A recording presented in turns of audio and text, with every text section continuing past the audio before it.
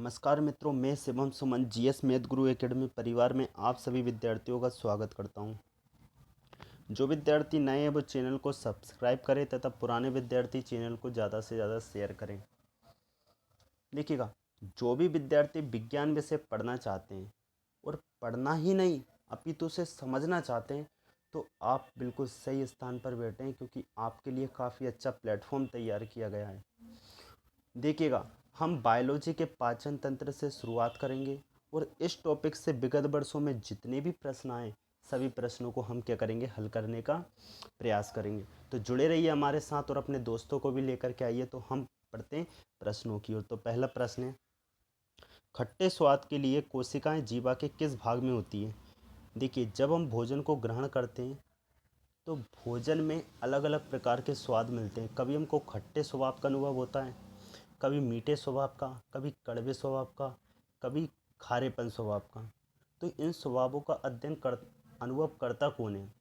देखिएगा, वो करती है जीवा। जीवा पर स्वाद कलिकाएं होती है और स्वाद कलिकाएं क्या करती है, भोजन के स्वाद का अनुभव करके हमको बताती है कि ये भोजन किस प्रकार का है। अब देखिए, खट्टे स्वभाव के लिए कोशिकाएं जीवा के किस भाग में होती है? तो जो आपकी जीवा रहती है, जीवा का एक हिस्सा तो रहता है आपका अगला हिस्सा, एक रहता है फर्स्ट हिस्सा, ये रहता है आपका साइड वाला हिस्सा और ये रहता है आपका मिडल वाला एरिया। तो अगला हिस्सा यानी कि आपका जो ये वाला हिस्सा है ये तो करता है क्या, मीठे स्वभाव का अध्ययन। जो पिछला होता है यानी कि जो पिछला हिस्सा होता है ये करता है आपके कड़वे स्वभाव का अनुभव। मध्य यानी कि जो बीज वाला मिडिल वाला एरिया है वो करता है खारेपन स्वभाव स्वभाव का। और जो पार्श्व यानी कि जो साइड वाला है ये करता है आपके खट्टे स्वभाव का। यानी हम ये कहें, अगला हिस्सा तो करेगा मीठे का, पिछला हिस्सा करेगा आपके कड़वे का, साइड वाला करेगा खट्टे का और मिडिल वाला एरिया करेगा आपके लवणता यानी कि खारेपन का। देखिए, कुछ चीज़ें आपने सुनी भी होंगी, गला कड़वा हो जाना यानी कि पिछला वाला हिस्सा, दांत खट्टे हो जाना यानी कि साइड वाला हिस्सा, मुंह मीठा हो जाना यानी कि अगला हिस्सा। इस प्रकार से तो इस प्रश्न का आंसर क्या हुआ, पार्श्व यानी कि साइड वाला। अगला प्रश्न, निम्नलिखित में से कौन सा लार का भाग नहीं होता है? लार बनती कहाँ से? प्रश्न यहाँ आता है तो प्रश्न का आंसर होगा लार ग्रंथि मुख से। मुख में लार ग्रंथियाँ होती है, लार ग्रंथियों से लार निकलती है, लार में आपके एंजाइम पाए जाते हैं। लेकिन यहाँ पर प्रश्न हमारा है लार के ऊपर। तो हम देखते हैं भोजन को निगलने में मदद करती है, सही है। क्या आरबीसी में वृद्धि करती है? देखेंगे। मुख तथा दांतों को साफ करती है? बिल्कुल करती है। ये होठों तथा जीवा की गति को अनुकूल बनाती है। देखिएगा, जीवा नहीं रहेगी तो हम बोल नहीं पाएंगे, यानी कि ये वाला भी आपका सही होगा। तो स्वतः ये आंसर क्या हो जाएगा हमारा, ऑप्शन नंबर बी, आरबीसी में वृद्धि करती है। देखिएगा, उसने पूछा लाभ नहीं है, यानी कि ये वाला इसका लाभ नहीं है, क्योंकि आरबीसी डब्ल्यूबीसी प्लेटलेट्स ब्लड्स के पार्ट हैं। ठीक है। अगला प्रश्न, दूध को दही में स्कंदित करने वाला एंजाइम कौन सा होता है? दूध को दही में स्कंदित, स्कंदित का तात्पर्य होता है जमाना। दूध को दही में जमाना। आपने क्रिया सुनी होगी, किण्वन क्रिया। किण्वन क्रिया में छोटे छोटे जीवाणु भाग लेते हैं और एक क्रिया को दूसरी क्रिया में कन्वर्ट कर देते हैं। तो देखिएगा, लैक्टोबैसिलस नामक जीवाणु होता है जो किण्वन क्रिया में सहायता करता है और दूध को दही में बदल देता है। और इस क्रिया में दही में एक अम्ल की उपस्थिति हो जाती है जिसे हम कहते हैं लैक्टिक अम्ल। यानी दूध में लैक्टिक अम्ल की उपस्थिति यदि हो जाए तो वो दही में बदल जाता है। ठीक है। अब देखिएगा ज़रा, दूध का सफ़ेद रंग होता है केसिन नामक प्रोटीन के कारण, दूध का पीला रंग होता है केरोटीन नामक प्रोटीन के कारण, और दूध का खट्टा या अम्लीय स्वभाव होता है लैक्टिक अम्ल के कारण। यहाँ पर पूछा गया है दूध को दही में स्कंदित करना हमारे शरीर के अंदर। देखिएगा, जब हम दूध को यदि पी रहे हैं तो दूध का पाचन कहाँ पर होता है, आमाशय में। आमाशय में कौन करता है वो जरा जानिएगा। आमाशय की दीवारों पर छोटी छोटी ग्रंथियाँ होती है। छोटी छोटी ग्रंथियाँ लगभग 3.5 करोड़ होती है और उन्हीं ग्रंथियों की दीवारों पर छोटी छोटी जो ग्रंथियाँ हैं उनसे निकलता है जठर रस। जठर ग्रंथियों से जठर रस निकलता है और जठर रस में आपके पाया जाता है एक अम्ल हाइड्रोक्लोरिक अम्ल HCl, और एक एंजाइम होता है आपका पेप्सिन, और एक एंजाइम होता है आपका रेनिन। रेनिन नामक एंजाइम क्या करता है, दूध को दही में बदलने का कार्य करता है। दूध में केसिन नामक प्रोटीन पाई जाती है जिसके कारण दूध का रंग सफ़ेद होता है। यही प्रोटीन क्या होती है, डाइजेस्ट होती है, यानी कि केसिन नामक प्रोटीन का पाचन किया जाता है। और केसिन नामक प्रोटीन का पाचन किया जाता है रेनिन नामक एंजाइम के द्वारा। यानी कि आंसर क्या होगा हमारा, ऑप्शन नंबर ए। अब देखिए सुनिएगा, हमने दूध पिया, दूध में केसिन नामक प्रोटीन होती है जो कहाँ पर जाती है, आमाशय में। आमाशय की दीवारों पर जठर ग्रंथियाँ, जठर ग्रंथियों से जठर रस निकलता है। जठर रस में एंजाइम कौन सा होगा आपका, रेनिन नामक एंजाइम। ये रेनिन नामक एंजाइम क्या करता है, द्रवित कैल्शियम, यानी कि केसिन वास्तव में कैल्शियम है, द्रवित कैल्शियम को ठोस कैल्शियम में बदल देता है। यही कैल्शियम और फास्फोरस मिलकर के कैल्शियम फास्फेट में बदलते हैं। कैल्शियम फास्फेट हड्डी और दांतों को मजबूत करने का काम करते हैं। और यही कैल्शियम की मात्रा यदि ज़्यादा बढ़ जाएगी तो कैल्शियम ऑक्सलेट की पतरी आपके कहाँ पर बनती है, किडनी में बन जाती है। ठीक है, तो अगला प्रश्न, नींबू में खटास किस चीज़ की होती है, ये हमारा पहला प्रश्न। अगला प्रश्न है, नींबू में खटास किस चीज़ की होती है, तो आंसर होगा इसका सिट्रिक अम्ल की। देखिएगा नींबू खट्टा होता है। देखिएगा साधारण फलों की यदि बात करोगे तो एसिटिक अम्ल, खट्टे फलों की बात करोगे तो सिट्रिक अम्ल, आंवले की बात करोगे तो एस्कोर्बिक अम्ल, और टार्ट्रिक अम्ल होता है आपके नींबू वो अंगूर में, केले में, इमली में टार्ट्रिक अम्ल होता है। और एस्कोर्बिक अम्ल और सिट्रिक अम्ल विटामिन सी के स्रोत भी हैं प्रमुख। ठीक है, अगला प्रश्न, पशु प्रोटीन को प्रथम श्रेणी का प्रोटीन माना जाता है, क्यों।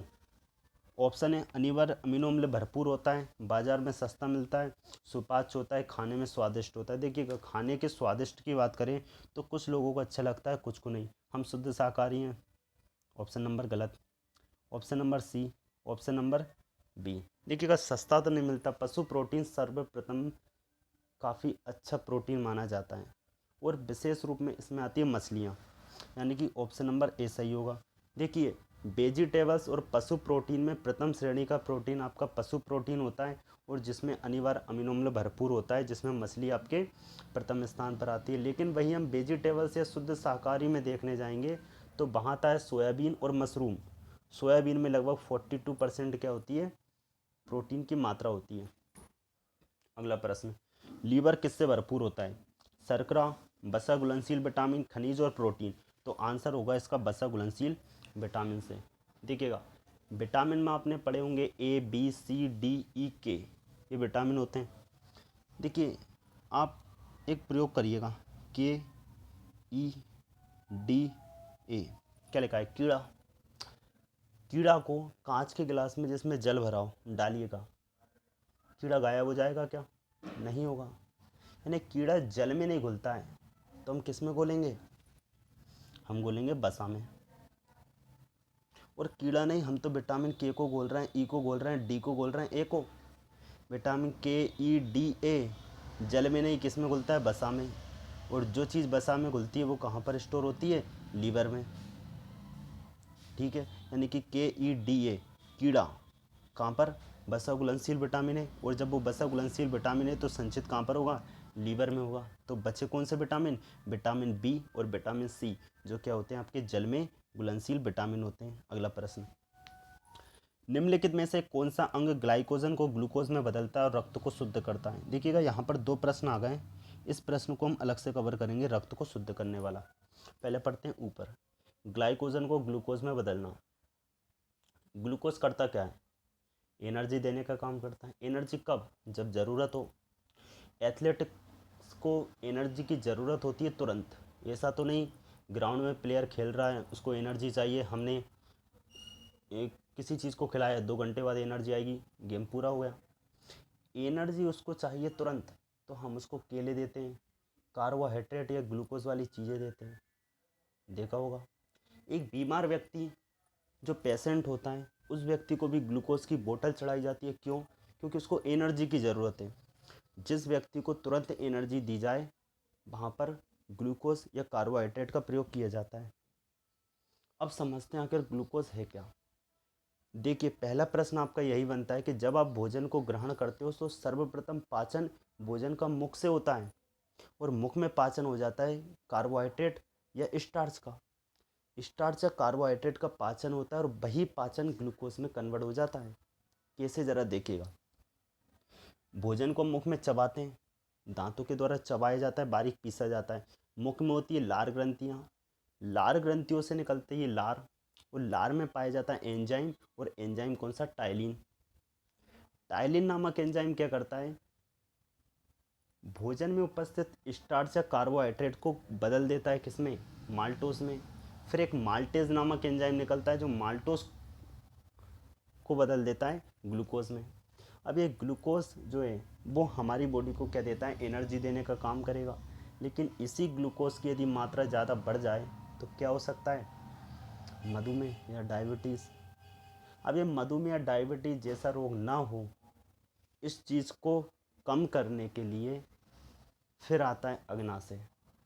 अग्नाशय मानव शरीर की दूसरी सबसे बड़ी ग्रंथि और एकमात्र मिश्रित ग्रंथि है। मिश्रित ग्रंथियाँ वो ग्रंथियाँ होती है जो हार्मोन प्लस एंजाइम दोनों को निकालें। देखिएगा, हार्मोन प्लस एंजाइम दोनों को निकाले। एक होती है अंतःस्रावी, एक होती है बाह्यस्रावी। बाह्यस्रावी ग्रंथियाँ एंजाइम निकालती है, अंतःस्रावी ग्रंथियाँ हार्मोन से निकालती है। लेकिन मिश्रित ग्रंथियाँ हार्मोन प्लस एंजाइम दोनों को निकालती है। और वो ग्रंथि कौन सी? आपकी अग्नाशय। अग्नाशय में एंजाइम तो होता है ट्रिप्सिन, लेकिन यहाँ पर हार्मोन होता है, वो होता है इंसुलिन। इंसुलिन हार्मोन यहाँ से स्रावित होता है, और जो बढ़ी हुई ग्लूकोज की मात्रा थी उसको क्या करता है? ये स्टोर कर देता है। कहाँ पर? यकृत में। कहाँ पर कर देता है? यकृत में। आंसर आया। अभी देखिएगा, सुनिएगा।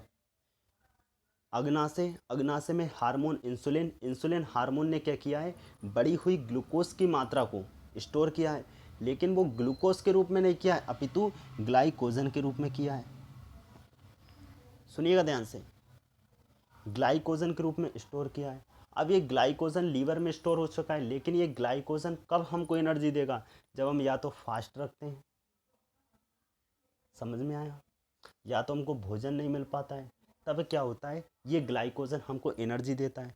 हमने ग्लूकोज को ग्लाइकोजन के रूप में यकृत में स्टोर किया है। अब यही ग्लाइकोजन दोबारा से ग्लूकोज के रूप में बदल जाएगा और हमको क्या देगा? एनर्जी देगा। और वो कौन करेगा? यकृत ही करेगा। समझ आया प्यारे दोस्तों? तो देखिएगा, यहाँ से आपका प्रश्न क्लियर होता है कि ग्लाइकोजन को ग्लूकोज में कौन बदलता है, तो आंसर क्या होगा? यकृत। यकृत मानव शरीर की सबसे बड़ी ग्रंथि और सबसे बड़ा भीतरी अंग है। सुनिएगा जरा, सबसे बड़ा भीतरी अंग। भीतरी अंग इस कारण बोला क्योंकि बाहरी अंग यदि आएगा तो आंसर क्या होगा? त्वचा, स्किन हमारी। इसके बारे में विस्तार से चर्चाएं करेंगे। स्किन हमारी 5 लेयर में होती है। सबसे ऊपर मेलानिन होता है जिसके कारण कलर आता है, किसी का काला, किसी का पीला। ठीक है, हाँ जी। अब देखिएगा, आगे कवर करते हैं इसी प्रश्न को हम। रक्त को शुद्ध करना, इसका तो आंसर क्या हो जाएगा आपका? यकृत। अब देखिएगा, इतने को क्लियर करते हैं। रक्त को शुद्ध कौन करता है? रक्त या ब्लड। ब्लड आपका दो प्रकार से अशुद्ध होता है, एक तो O2CO2 और एक होता है आपका जो जितना भी हम भोजन ग्रहण करते हैं जिनमें वसा, कार्बोहाइड्रेट, प्रोटीन होते हैं, इन सब का डाइजेशन होने के बाद जो प्रोटीन, खनिज लवण होते हैं, उनके द्वारा ये अशुद्ध होता है। देखिएगा, फेफड़े और गुर्दे, गुर्दे यानी किडनी, दोनों क्या करते हैं? रक्त को शुद्ध करने का काम करते हैं। फेफड़े क्या करता है? O2 और CO2 के माध्यम से शुद्ध करता है। और किडनी क्या करती है? किडनी इसको फिल्टर करने का काम करती है। ब्लड को फिल्टर करने का काम किडनी करेगी। किडनी की यूनिट काफ़ी बार प्रश्न बना है, याद रखिएगा, नेफ्रॉन। और न्यूरॉन होती है ब्रेन की। देखिएगा, जब हम भोजन को ग्रहण करते हैं, भोजन का प्रारंभिक पाचन हमने देखा मुख से हुआ, अंतिम पाचन होता है छोटी आंत में। छोटी आंत में अंतिम पाचन होता है और पचे हुए भोजन का अपशोषण करने का काम किसका होगा? ब्लड का होता है। ब्लड पचे हुए भोजन को अपशोषण करता है और पूरी बॉडी में क्या करा देता है? सर्कुलेट करा देता है। ठीक है। और जब यही जो खनिज लवण थे, जब वो अपशिष्ट पदार्थों में कन्वर्ट हो जाते हैं या बदल जाते हैं, तब इनको लाया जाता है किडनी में। अब किडनी में जब ये ब्लड आता है तो होता क्या है? यहाँ पर नेफ्रॉन के रूप में कई प्रकार की नलियाँ होती है। इन नलियों में रक्त को बार बार गिराया जाता है और फिल्टर किया जाता है। शुद्ध रक्त तो क्या होता है? आगे बढ़ जाता है और अशुद्ध रक्त वहाँ पर रुक जाता है। अशुद्ध रक्त में जितने भी अपशिष्ट पदार्थ होते हैं सभी को रोका जाता है, उनमें पानी मिलाया जाता है और यूरिन के फॉर्म में मूत्र मार्ग से बाहर निकाल दिया जाता है।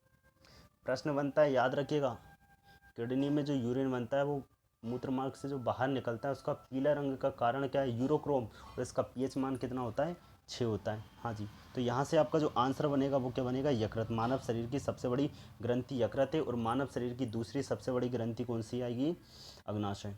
अगला प्रश्न, सब्जियां जल्दी खराब हो जाती है क्योंकि उनमें अधिकता किस चीज़ की होती है, तो आपको पता होना चाहिए इसका, तो सीधा सा आंसर होगा जल, जल की अधिकता होती है।